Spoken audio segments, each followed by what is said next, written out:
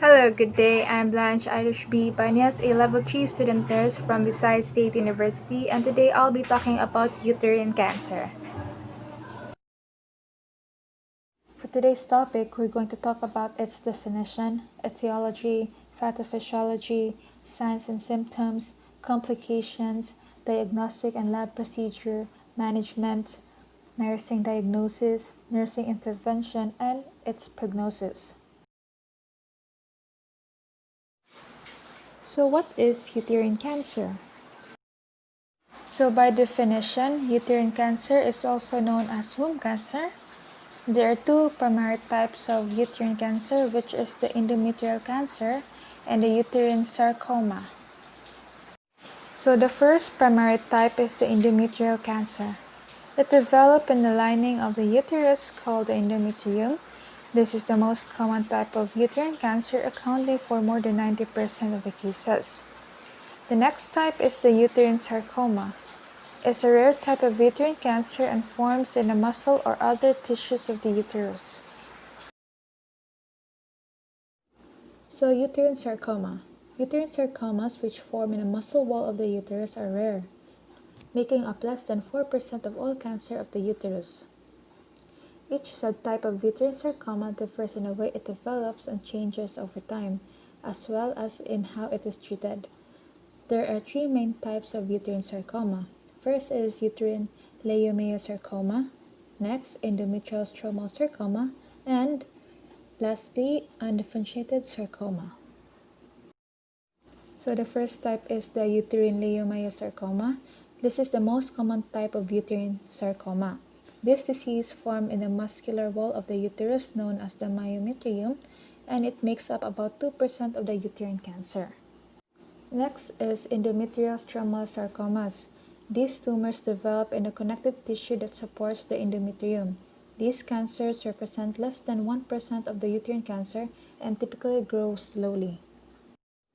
The last type is the undifferentiated sarcoma.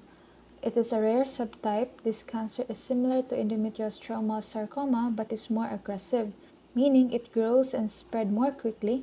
These cancers make up less than 1% of all uterine cancer.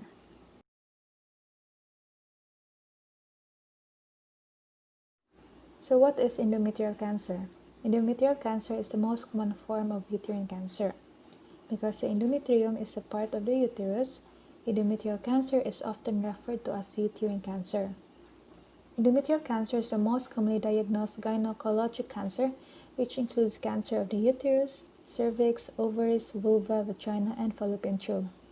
More than 80% of all endometrial cancer are adenocarcinomas of the endometrium. This type of cancer forms when the cell in the endometrium, the inner lining of the uterus, began to grow out of its control.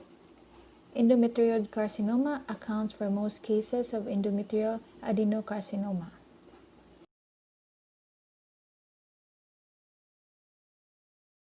There are three types of endometrial cancer. First is serous adenocarcinoma, second adenosquamous carcinoma, and third uterine carcinosarcoma. So the first type is the serous adenocarcinoma, are tumors that are more likely to spread to the lymph nodes and other parts of the body. The second type is the adenosquamous carcinoma. It is a rare uterine cancer that is similar to endometrial adenocarcinoma and carcinoma of the squamous cell that line the outer layer of the uterus. And the last type is the uterine carcinosarcoma, which has cancer cells that looks like endometrial cancer and sarcoma and has a high risk of spreading to the lymph nodes and other part of the body.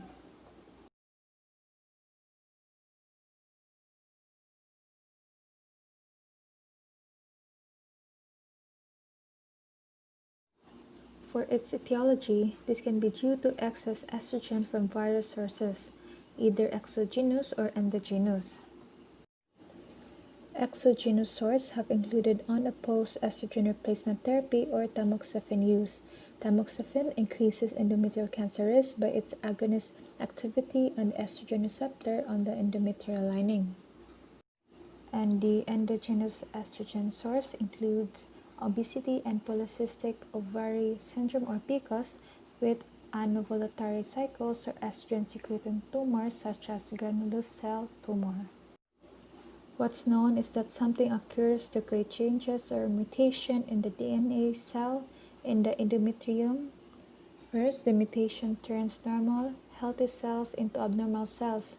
Healthy cells grow and multiply at a set rate, eventually dying at a set time.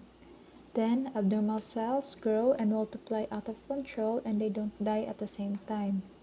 Then, the accumulating abnormal cells form a mass or tumor. Then, the cancer cell invade nearby tissues and separate from an initial tumor to spread elsewhere in the body, which is also called metastasize.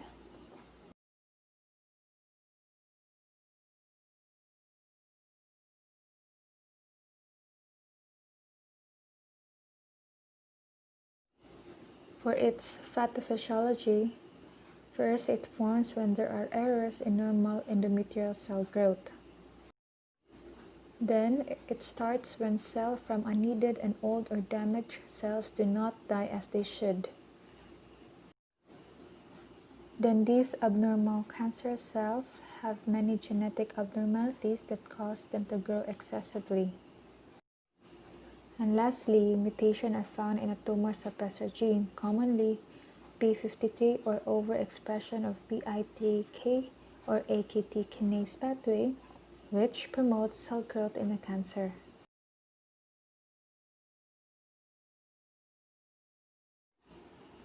Risk factors include increased estrogen, hormone therapy, obesity, estrogen-secreting tumors, older age, infertility, genetic, Lynch syndrome, endometrial hyperplasia, and viral infection.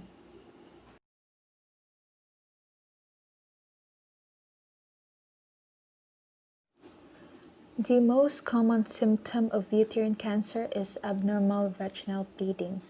This includes a change in menstruation, which means heavier periods, periods that last longer, or periods that occur more often than normal, bleeding between periods, bleeding after menopause, or spotting. Other signs and symptoms of uterine cancer include unusual vaginal discharge, which can be foul-smelling, pus-like or blood tinge, pain during intercourse, pelvic pain or pressure, pain or feeling of pressure in the pelvis, lower abdomen, back or legs, pain during urination, difficult urination or blood in the urine, pain during bowel movement, difficult bowel movement or blood in the stool, bleeding from bladder or rectum, build-up of fluid in the abdomen called ascites or in the leg called lymphedema, weight loss, lack of appetite, and difficulty of breathing.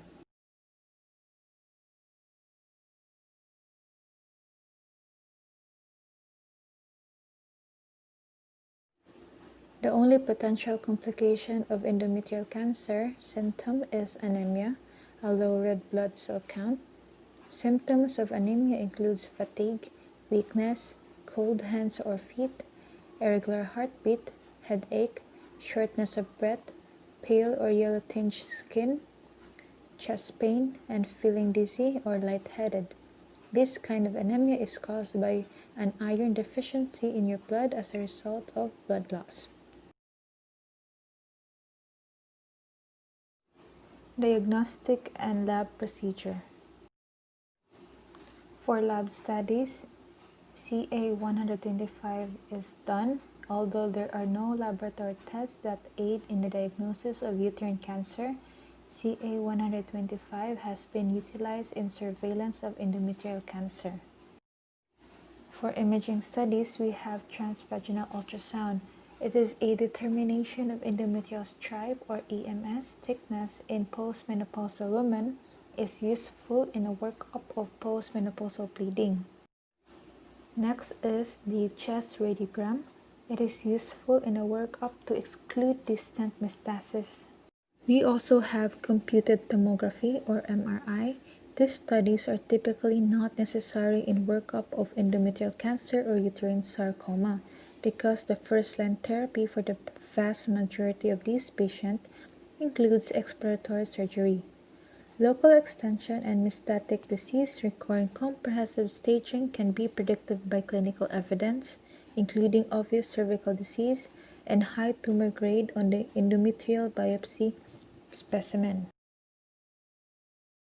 For lab studies, we have office endometrial biopsy, generally accepted as the first step in the diagnosis of endometrial cancer in the patient with postmenopausal bleeding. The use of office biopsies has proven cost-effective by reducing the number of women who will need a curettage under general anesthesia.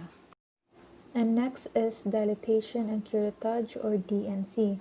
Formal curettage is typically reserved for patients with negative or inadequate endometrial biopsy and either continued symptomatic genital bleeding or high-risk factor for endometrial cancer. Next is hysteroscopy. With DNC, hysteroscopy is a helpful tool in providing a diagnosis for abnormal bleeding and guiding directed biopsy of suspicious area.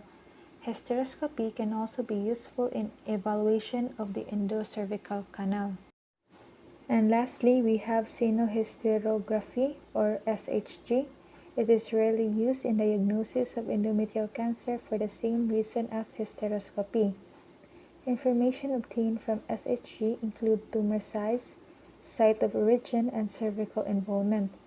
Though this correlates to intraoperative finding, it contributes little to the preoperative management plan.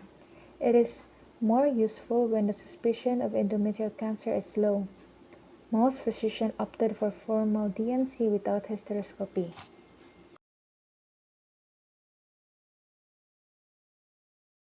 So now let's proceed to the stages of uterine cancer.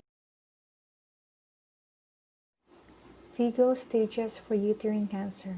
The stage provides a common way of describing the cancer, enabling doctors to work together to plan the best treatment. Doctors assign a stage of endometrial cancer using the VSU system. For stage 1, the cancer is found only in the uterus or womb, and it has not spread to other parts of the body. Stage 1A, the cancer is found only in the endometrium or less than one-half of the myometrium.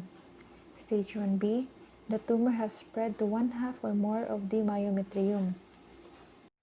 For stage 2, the tumor has spread from the uterus to the cervical stroma but not to the other parts of the body. For stage 3, the cancer has spread beyond the uterus but it is still only in the pelvic area. Stage 3A, the cancer has spread to the serosa of the uterus and or the tissue of the fallopian tube and ovaries but not to the other part of the body. Stage 3B, the tumor has spread to the vagina or next to the uterus. Stage 3C1, the cancer has spread to regional pelvic lymph nodes. And for stage 3C2, the cancer has spread to the para-aortic lymph nodes with or without spread to the regional pelvic lymph nodes. And for stage 4, the cancer has metastasized to the rectum, bladder, and to the distant organ. Stage 4A, the cancer has spread to the mucosa of the rectum or bladder. And for stage 4B, the cancer has spread to the lymph nodes in the groin area, and it spread to the distant organs such as bones or lungs. Doctors also describe this type of cancer by its grade. The grade describes how much cancer cells resemble healthy cells when viewed under a microscope. The doctor compares the cancerous tissue with healthy tissue. Healthy tissue usually contains many different types of cells grouped together. If the cancer appears similar to the healthy tissue and has different cell groupings, it is called differentiated or low-grade tumor.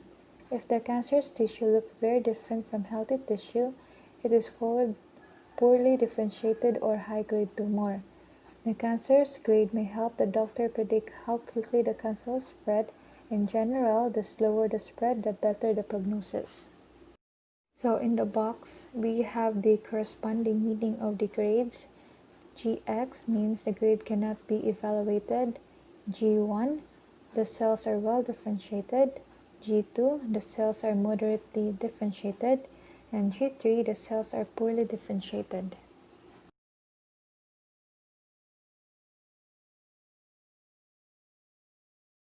Now let's go on to the management of uterine cancer.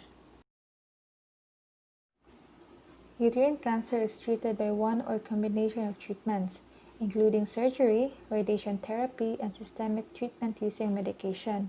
Combination of these cancer treatments are often recommended, but they depend on the stage and characteristic of the cancer.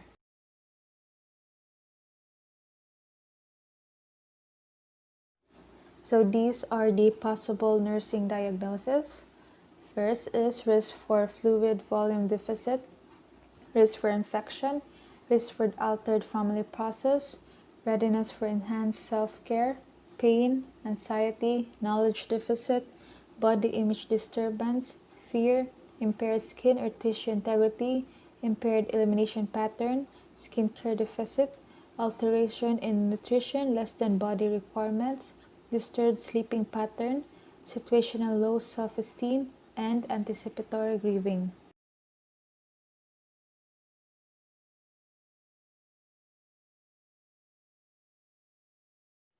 So these are the possible nursing intervention. First is assess patient thoroughly for possible entry point or sign and symptoms of infection regularly by checking skin integrity, the respiratory system, and the tubing.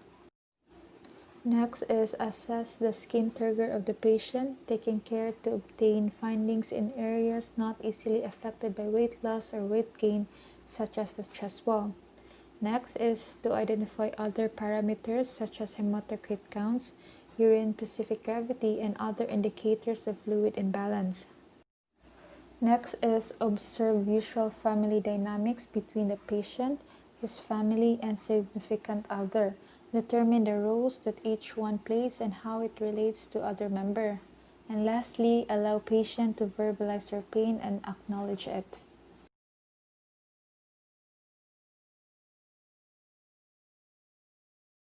Going to the prognosis of uterine cancer, it is an estimate of course and outcome of the cancer. It is often given as a percentage of the people who are expected to survive over 5 or 10 years. On average, the 5-year survival rate for uterine cancer is about 81%. Individual rates depend on the stage of the cancer at the time of diagnosis. Uterine cancer found in the earlier stage, such as stage 1A, offer the best chance for a cure. Survival rates can be as high as 90%. Survival rates get lower as cancer stages increase. Women with stage 4 uterine cancer have a survival rate of about 15%. So now we have come to an end. I hope you learned something for today's topic. Thank you for watching. This is Blanche Ibanez, your student nurse from Visayas State University.